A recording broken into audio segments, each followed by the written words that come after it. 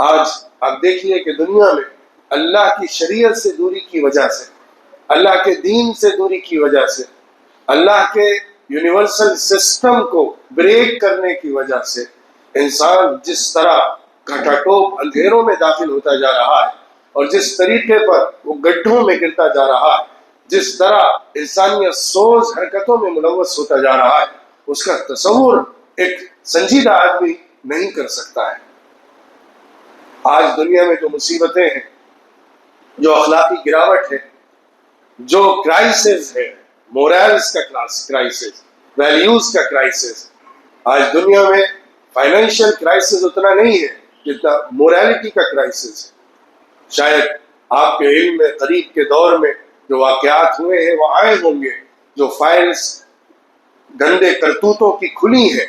ایک مجرم شخص جس طرح سے ایک غلط دھندا چلاتا تھا، ایک جزیرہ بنا کر پورے بڑے بڑے لوگوں کو اور سو کالڈ سویلائزڈ لوگوں کو، سو کالڈ لٹرل لوگوں کو، سو کالڈ ہائی ٹیکنالوجی رکھنے والے لوگوں کو جس طرح وہ برے کاموں میں ملوث کیے ہوئے تھا، اور ایک بھیانک جال تھا جو پوری دنیا میں پھیلا ہوا تھا، جس کا نمونہ قریب کے سالوں میں کیا صدیوں میں نکالنا مشکل ہو جائے گا۔ اس کی جب اور چیزیں کھلیں گی اور حقیقتیں آئیں گی تو انسانیت شرمسار ہوتی رہے گی اور انسان سر پیٹتا رہ جائے گا۔ حقیقت یہ ہے کہ یہ وہ اصل تصویر ہے جس کے اوپر جھوٹ کا پردہ ڈالا گیا ہے۔ اس تصویر کو جو دیکھے گا وہ اس کور کو سمجھ سکے گا، اس حقیقت کو سمجھ سکے گا، اس کی گہرائی میں اتر سکے گا جو اس نئی دنیا نے، نیو ورلڈ نے، نئی سویلائزیشن نے اس انسانیت کو دیا ہے۔ آپ غور کریے، جو تہذیب خدا بیزاری پر کھڑی ہو، جس سویلائزیشن کے اندر خدا سے دوری ہو، خالق اور مالک کا انکار ہو، انسانوں کو آزاد کر دیا جائے تمام پابندیوں سے، تمام لمیٹیشنز سے، تمام طرح کی باؤنڈریز سے، نہ اخلاقی قدریں بچیں، نہ دینی رہنمائیاں باقی رہیں، تو انسان جانور نہ بنے گا تو کیا بنے گا؟ انسان کو جانور بننے سے ہٹا کر انسان بنانے والی چیز کیا ہے؟ ہمارے اندر بھی وہی ساری ضرورتیں جو ایک جانور کے اندر ہیں۔ انسان بھی انہی ساری چیزوں کو زندگی گزارنے کے لیے چاہتا ہے جو جانور چاہتا ہے۔ کھانا چاہیے، پینا چاہیے، اور کچھ سیو کرتے ہیں، کھانا جمع کرتے ہیں۔ جانور کرنسی ان کے یہاں نہیں، وہ اتنے ماڈرنائز نہیں ہے، وہ اتنے ٹیکنالوجی میں آگے نہیں ہے کہ وہ گولڈ کو بنائے ایز اے کرنسی، پھر اس کے بعد وہ پیپر کو بنائے ایز اے کرنسی اور اس کو یوز کریں ٹرانزیکشن کے لیے۔ ان کے پاس اتنی سمجھ نہیں ہے، لیکن ان کو بھی کھانے پینے کی ضرورت ہے۔ کچھ ایسے بھی اللہ کی مخلوقات ہیں جو 6 مہینے کا کھانا اسٹور کر کے رکھتی ہیں اور 6 مہینے کھاتی ہیں، پھر اس کے بعد محنت کرتی ہیں اور 6 مہینے کا جمع کرتی ہیں۔ تو مخلوقات میں اللہ کے جو الگ الگ مخلوقات اور جانور ہیں، آپ ان پر غور کریے تو ان کے اندر بھی ایک سسٹم ہے کھانا حاصل کرنے کا، اسٹرگل کرنے کا، کمانے کا، چیزوں کو جمع کرنے کا، گھروں کو بنانے کا۔ کیسے کیسے پرندے ہیں جو کیا خوبصورت گھونسلے بناتے ہیں پیڑوں کے اندر، انسان دیکھے تو دنگ رہ جائے کہ کس قدر سلیقے سے، سمجھداری سے اور کتنے میکینزم کے ساتھ اس کو تیار کیا گیا ہے۔ ان کے اندر بھی یہ چیز ہے۔ تو کھانے پینے کی صفت تو جانوروں میں بھی اور خوب ہے، بھرپور وہ بھی کھاتے ہیں جو ان کی ضرورت کے لیے ہے، جو ان کے چاہت کے لیے ہے۔ اور جنسی خواہش کو پورا کرنا، انسان اپنی جنسی خواہش کو پورا کرتا ہے، وہ اس کا نیچرل تقاضا ہے، ایک سیکسول ڈیزائر ہے جس کو پورا کرتا ہے، جیسا کہ جانور کرتے ہیں۔ کوئی جانور بھی اس سے مستثنا نہیں ہے، کیونکہ اللہ نے مخلوقات کے افزائش کا نظام اسی سے جوڑا ہوا ہے۔ ہر مخلوق اسی سے آگے بڑھتی ہے۔ ریپروڈکشن کا جو کام ہے وہ اسی تسلسل کے ساتھ ہوتا ہے جو اللہ نے بنایا ہوا ہے۔ یہ جانوروں میں بھی ہے، انسان میں بھی ہے۔ تو انسان اور جانور میں کسی چیز کا فرق نہیں ہے۔ اگر کوئی چیز فرق کرنے والی ہے تو وہ صرف اور صرف اخلاقی قید ہے، پابندیاں ہیں، انسان کو کہاں پہ کیا کرنا چاہیے اور کیا نہیں کرنا چاہیے۔ یہ سمجھ کہ مجھے کس کے ساتھ ریلیشن شپ بنانی ہے اور کیسے بنانی ہے، مجھے کھانا کمانے کے لیے کیا موریلٹی کو سمجھنا ہے، اور غور کریں گے تو شاید جنگل کے جانور بھی اور پرندے بھی وہ ناانصافیاں نہیں کرتے کمانے میں اور کھانے میں اور جمع کرنے میں جو انسان کرتا ہے۔ کیونکہ انسان زیادہ ماڈرنائزڈ ہو گیا. انسان کو اللہ نے عقل دی، سمجھ دی، سوچنے کی صلاحیت دی، اور نئی چیزوں کو انوینٹ کرنے کا جو ہنر دیا، اس کی بنیاد پر انسان اس کا مس یوز زیادہ کرتا ہے. اس سے فائدہ اٹھانے کے بجائے اس کا غلط استعمال زیادہ ہوتا ہے. یہی وجہ ہے کہ انسان کھانے پینے کے اندر بھی نہ حلال دیکھتا ہے نہ حرام دیکھتا ہے، کمانے میں اور خرچ کرنے میں بھی نہ حلال دیکھتا ہے نہ حرام دیکھتا ہے، زندگی بسر کرنے اور اس کے تقاضوں کو پورا کرنے میں بھی نہ اللہ کی پابندیاں اور خالق کی بنائی ہوئی اخلاقی قدروں کا خیال کرتا ہے، نہ کسی اور سماجی بنیادوں کو سامنے رکھتا ہے. وہ اپنی من چاہی زندگی گزارنے پر آمادہ رہتا ہے. تو یہ جو من چاہی زندگی ہے، یہی انسان کو شیطان یا محض گندا گرا ہوا جانور بنا دیتی ہے. اس سے باہر نکلنے کے لیے انسان کو اپنے من چاہے طریقے پر نہیں گزرنا پڑے گا، بلکہ اسے خالق کی چاہت کو فالو کرنا پڑے گا. پیدا کرنے والے کے اعتبار سے زندگی بسر کرنی پڑے گی. اس نے جو اصول بنائے ہیں، اس نے جس طریقے سے زندگی گزارنے کا حکم دیا ہے، اس کو اختیار کرنا پڑے گا. یہی چیز ہے جو انسان کو دوسروں سے الگ کرتی ہے. جس کے پاس بھی اخلاقی قدریں ہیں، سمجھ بوجھ ہے کہ ہمیں دینی جذبے سے یا اخلاقی جذبے سے. اگر دینی جذبہ ہے، ایمان ہے، یقین ہے، تو اس سے آتا ہے. وہ نہیں بھی ہے تو اگر اخلاق ہے، وہ اللہ کو نہیں مانتا لیکن دوسرے معبود کو مانتا ہے. بہت سارے لوگ ہیں جو اللہ کا انکار کرتے ہیں لیکن پھر بھی با اخلاق ہوتے ہیں، کیونکہ ان کے سامنے کچھ نہ کچھ تصورات ہیں. غیروں کے اندر بھی تصورات ہیں، بدلے کے، جزا کے، اور حساب کتاب کے، ثواب کے، اجر کے، ریوارڈ کے. یہ تصورات ان کے پاس ہیں. اسی طرح ان کے الگ الگ معبودوں کی طرف سے مختلف رہنمائیاں ہیں، گائیڈنس ہیں. اس کو فالو کرنا ضروری سمجھتے ہیں. وہ اپنی مورالٹی کو اپنے دین کے سے حاصل کرتے ہیں، چاہے وہ جتنا بھی بگڑا ہوا دین ہو. لیکن جس لمحے دین کو ہٹا دیا جاتا ہے، یعنی انسان کے اندر روحانیت کوئی چیز نہیں ہے، انسان کے اندر اخلاق کی پابندی کے تقاضے جو انسانیت سے اوپر اٹھ کر کسی اور سورس سے آتے ہیں، وہ نہیں ہے. انسان اپنے ہی دماغ سے جو چاہے بنا لے، جو کانسٹیٹیوشن بنائے، جو لاز بنائے، جو ضابطے بنائے، جو زندگی کے اصول طے کر لے، وہ اس کے ہیں. لیکن اس سے ہٹ کر کوئی اور طاقت ہے جو باہر سے انسان کو رہنمائی دے رہی ہے، اس کا انکار کر دیا جاتا ہے. یہی انکار ہے جس نے انسان کو اس حد تک پہنچایا ہے.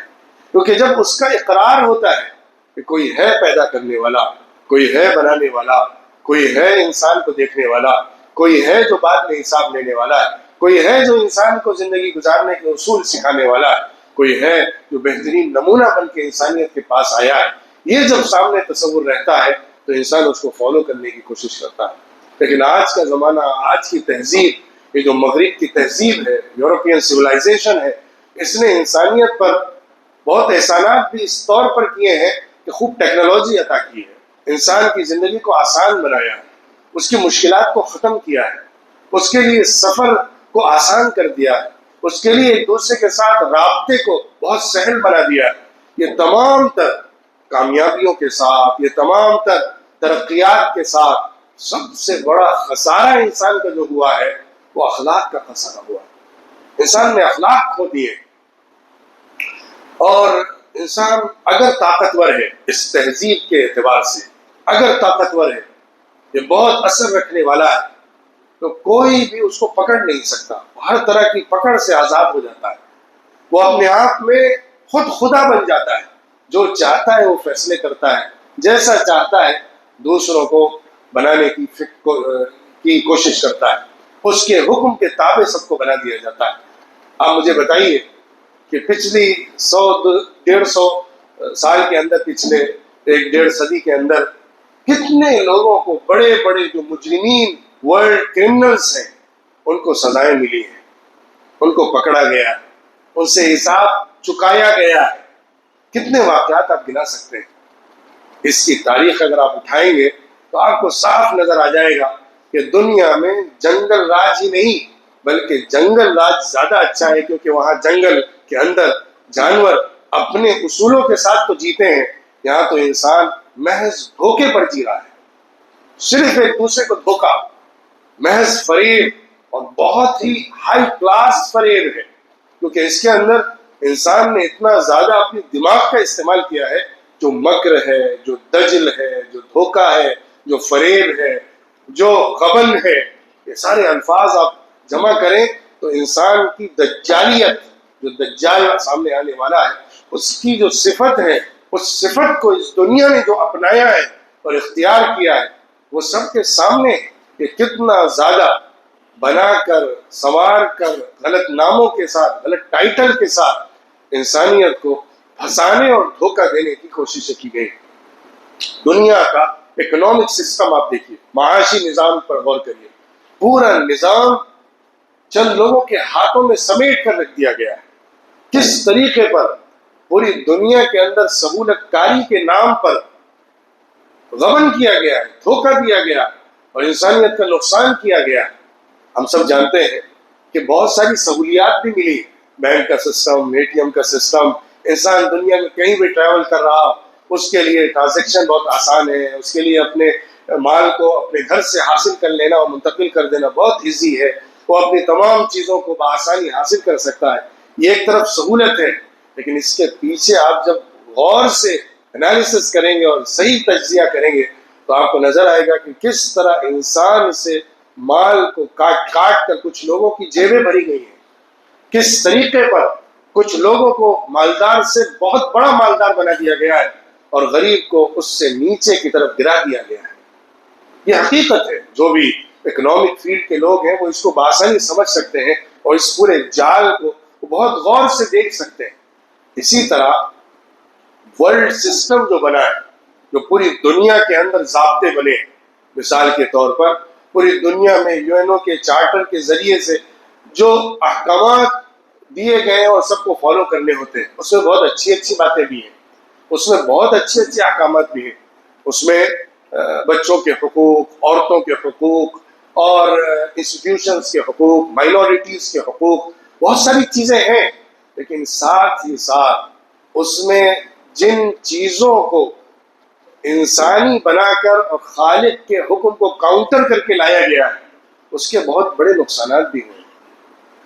سزاؤں کے سلسلے میں جو احکامات دیے گئے ہیں، آپ ذرا غور کریے، میں اس بات کو کبھی سمجھ نہیں پاتا کہ قتل کی سزا قتل نہیں ہے۔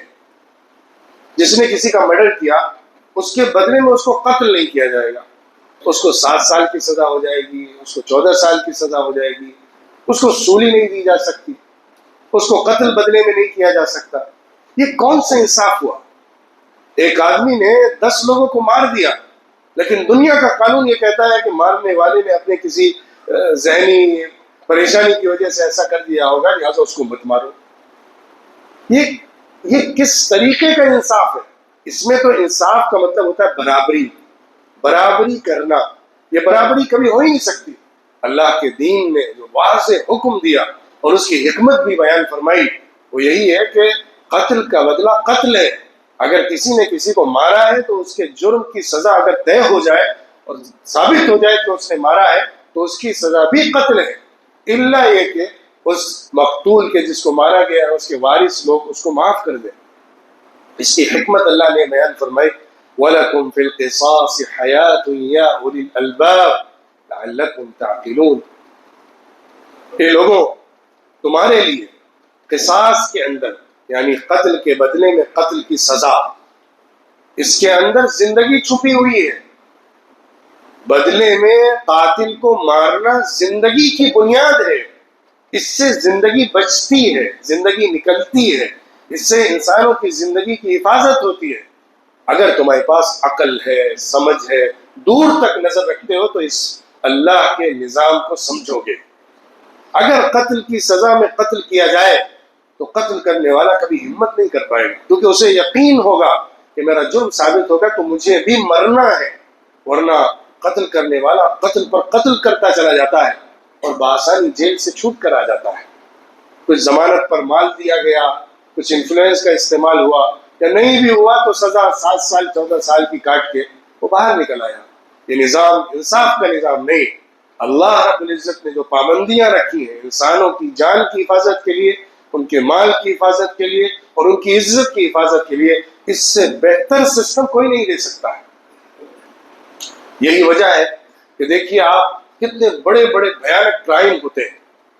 آپ دیکھیے ہیومن ٹریفکنگ کے کرائمز، ڈرگس کے کرائمز، اور غلط دھندوں اور غلط کاروبار کے ملکوں کے درمیان ایکسپورٹ امپورٹ ہو، اسلحوں کا غلط کاروبار ہو، یہ ساری کی ساری چیزیں دنیا کی پوری اکنامی کو چلا رہی ہیں۔ ورلڈ اکنامی اس پر چلتی ہے کیونکہ پوری دنیا کا سب سے بڑا ٹرانزیکشن اس سے ہوتا ہے، اور پوری دنیا کی اکنامی سب سے زیادہ اس سے جڑی ہوئی ہے۔ عام کھانے پینے اور ضرورت کے سامان کی تجارتوں سے دنیا نہیں چل رہی ہے، دنیا تو ان 2 نمبر کے کاروبار سے چل رہی ہے۔ وہی دھندے سب سے بڑے ہیں اور اسی پر سب سے زیادہ مال دنیا میں سمیٹا جا رہا ہے اور جمع کیا جا رہا ہے۔ یہ پورا کا پورا سسٹم آپ غور کریے کہ جس طریقے پر چل رہا ہے اور جن ہاتھوں سے چلایا جا رہا ہے، ان کو کبھی بھی پکڑ کا ڈر نہیں ہے، ان کے ہاتھ نہیں پکڑے جاتے، کیونکہ دنیا کا قانون ان کو پروٹیکشن دینے کے لیے بنایا گیا ہے۔ دنیا کے اندر طاقت کا سکہ جمع دیا گیا ہے، جس کی لاٹھی اس کی بھینس، جو جنگل راج کہا جاتا ہے، وہ نظام بنا دیا گیا ہے۔